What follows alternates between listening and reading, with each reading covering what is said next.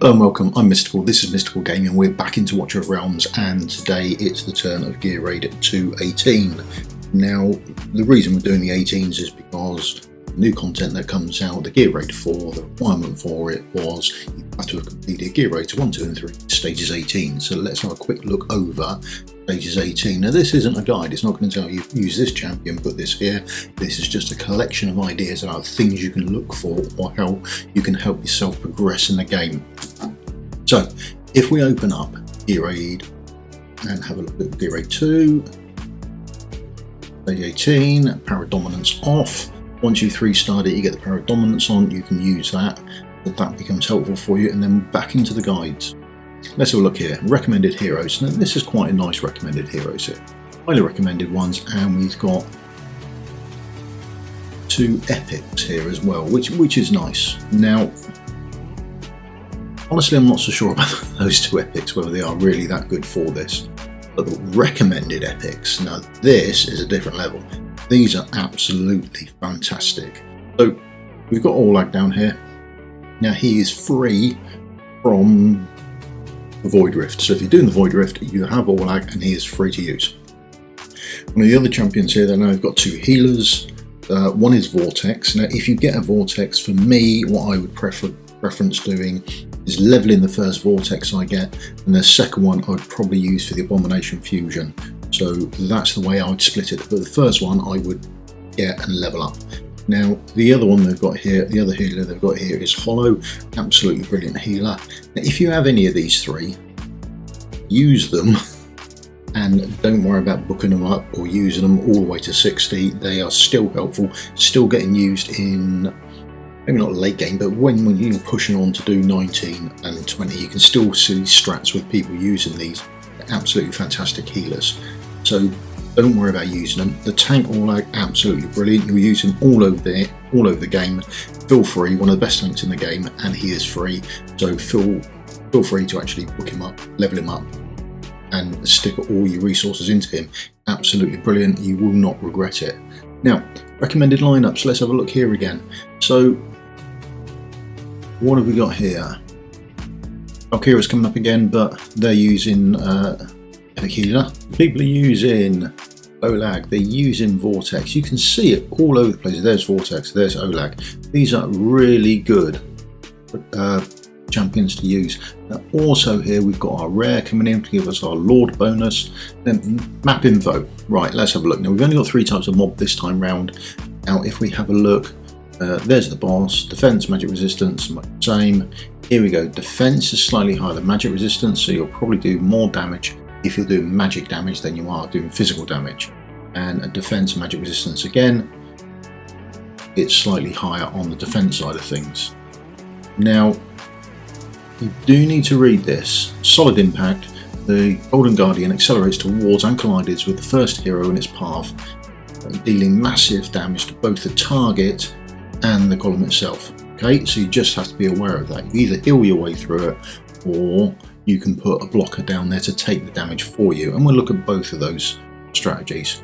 And then there's the boss. So the boss will come onto the screen and he would deal Earthshake. Now this deals high consecutive physical damage to all targets 3 times. And he does it 3 times as well. It's quite weird. You'll see his right hand go down, his left hand go down, and then both of them will punch the ground, and each one of those hits will do the damage, and then he rotates through that 3 times.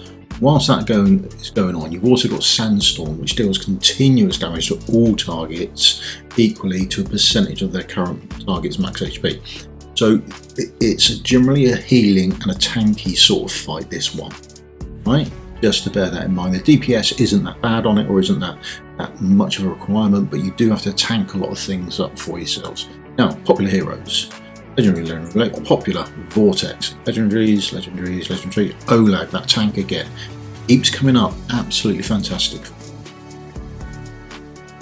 Right, so when we're going to make up a team, power dominance off, let's go and fight this.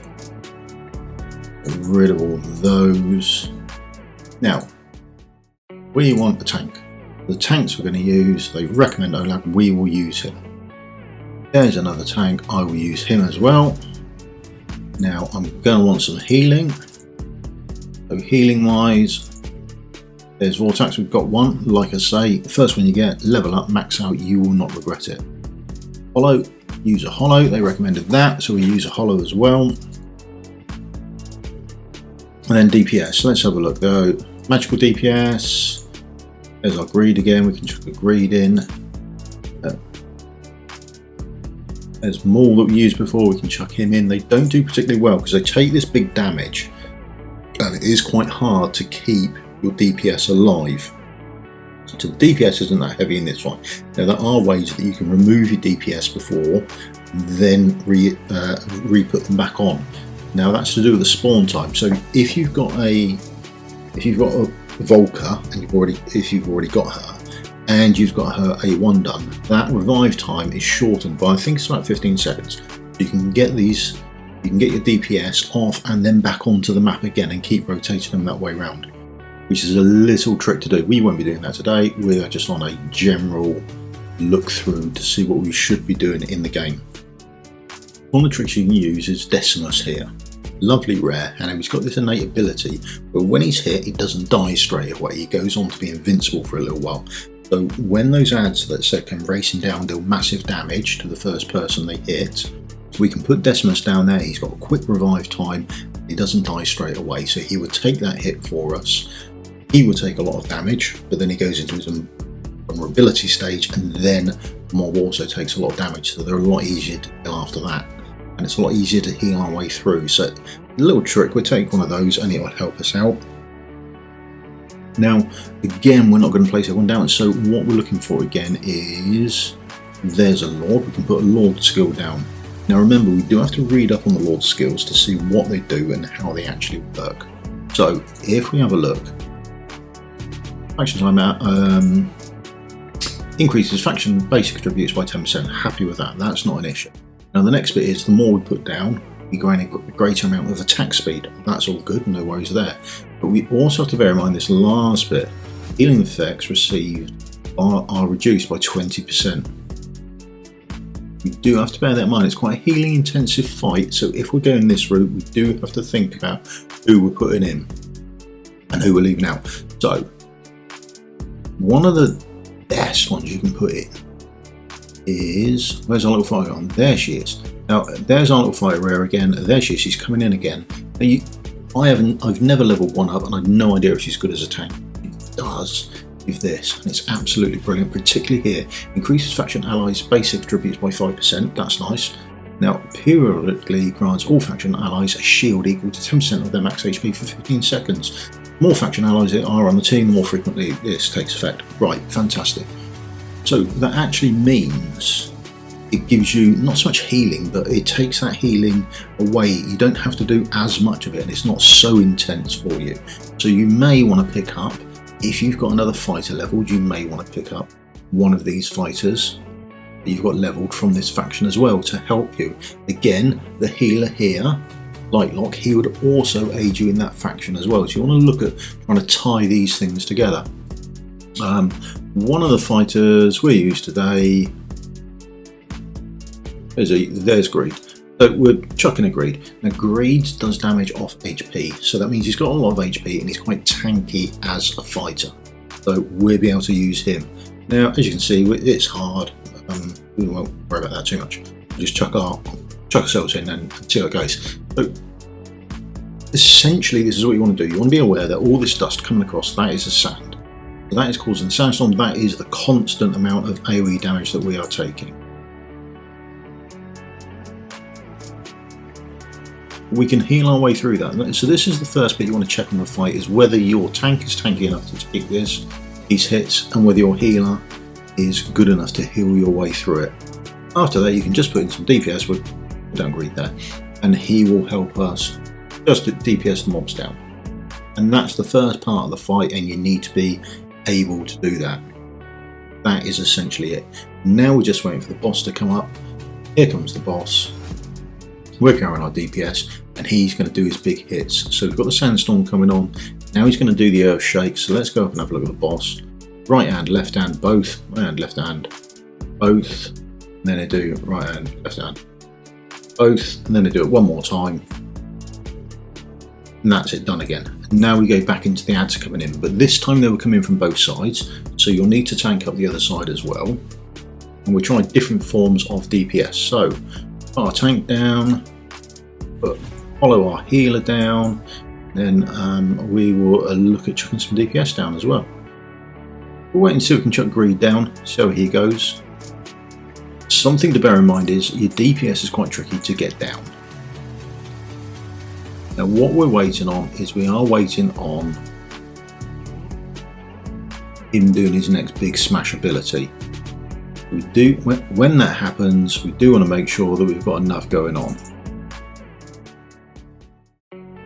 Greed's already dead, that's not an issue, that was mostly expected. Now here comes the earthquake, we're going up with Vortex's big shield, and then we'll hit Hollow to start getting some of our rage back. Then other than that, we are just going to see if we can tank and heal our ways through it. Not a big issue if some of us die, it's not the worst thing in the world. There's all the ads dead, and that's the next phase of the fight done. So we're now back to this rotation. Now as we move into the ads phase again, now we're going to use our Decimus. Replace him down, let him take the hit from the ad coming down, and then we remove him off the screen. So Decimus goes down, we place him forward. You can place him a lot later if you want, but there he goes. Boom. He takes the hit and the ad takes a massive amount of damage. Let's get rid of him and see that his revive is on 17 seconds. We're just going to heal our way through this little lot. We can chuck down some more DPS if we like. The problem becomes actually keeping our DPS alive because they're quite weak. All we now need to do is to get rid of these ads, and then we're into the final phase of the fight.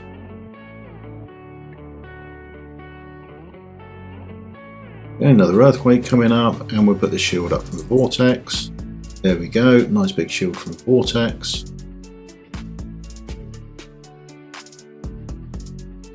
That's the last of the ads gone.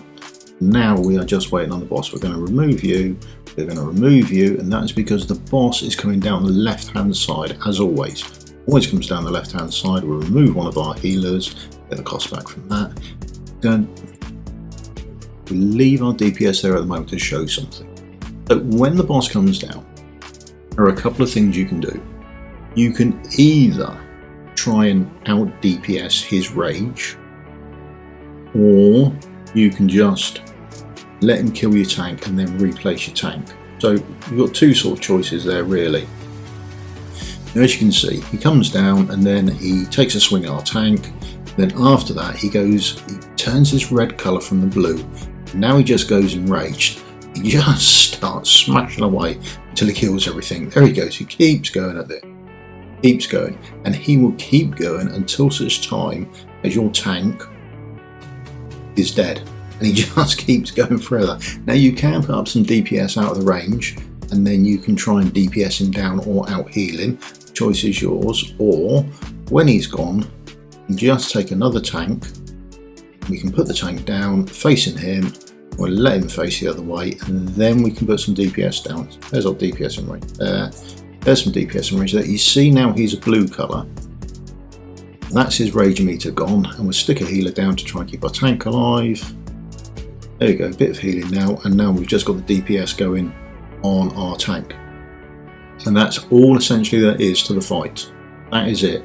It's mostly a little tank. I want to say tank and spank. To make sure that you can tank up the ads and heal through the damage. And the DPS is relatively low. Don't worry about the DPS so much. And then what we'll do is we will quit out of that before we get charged. And that's essentially all there is to the fight. But let's go back and have a look at the champions we used. So we used our Orlag. We used our Greed again. He's in the same gear as yesterday. There he is. Done. Well, same gear as he was yesterday. Tricky to keep alive. Our DPS is. That's one of those things. And then let's have a look at our tanks. There's Orlag. I have no problems in leveling up his gear and going for it. Now for the tanks, literally I've gone HP percent as a main stat, and that's on everything. And then after that I've gone for, I want defense percentage in there. And then if it's got flat HP and defense, all the better. So there it is again. This one hasn't. Don't worry about it. This one has, so that's a bonus as well. So it's just added stats. And then I've always gone for the life force, just to give myself another 25% HP. That's what I've gone for, and that is on both tanks. There's one tank, there's the other tank, and his gear isn't quite as good, but it's HP and defense, HP, defense, HP, and there's defense, and it rolled really badly, but it's on there. And that's essentially what I've gone for the tanks. We can look at tanks later on and how to actually build them up. Healers. One of the things the first thing to do on your healer is check what they're healing from. HP based healing restores HP based on the target and the caster's max HP. Okay, so your target's HP also matters with the amount of healing they're going to get. Gear-wise, it's not fully rolled up, but there he is, and everything should have HP percentage on it. HP. That's got healing effect, giving better heals. That's got HP, and that's got HP. And that's essentially all I've done with my healers. There's hollow, healing effect, attack bonus, and healing effect.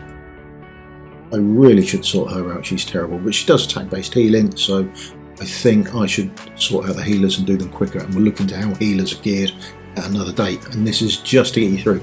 You can do a lot better at gearing champions quite easily. Your best gear on, get yourself through the stage, and then you're good to go, because you'll have that power of dominance on. Breeding done some of our DPS for us. Again, it's just because he scales off HP. There he goes, he's got HP on, he's got HP percent, he's got HP. And that is essentially it to keep greed going. Wrath, everyone gets, he's a free champion. Absolutely brilliant. Help yourself to gear him up and fully book him out. He's not an issue. Stick crystals in and get all his skills done. He's absolutely brilliant, and people still use him late on into the game. You will not regret it. And I think that's essentially it, clearing it out. So that should get you done. But you don't need to go too mad on the gear. Not everything I had leveled up was 16. It certainly wasn't all late game gear or anything like that. Yes, their awakening is done, so I do have that bonus going for me.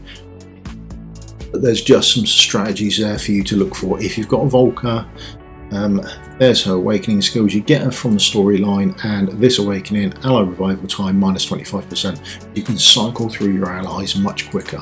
Essentially, you want your tanks tanky enough to take the damage, and your healers healing enough to overheal that damage coming in, and that will be it done, and that will be stage 218 done. You'll then start getting all your mythical gear, and you can move on and progress through the game from then. Thank you very much for your time. I'll see you again tomorrow, and we're doing number 318.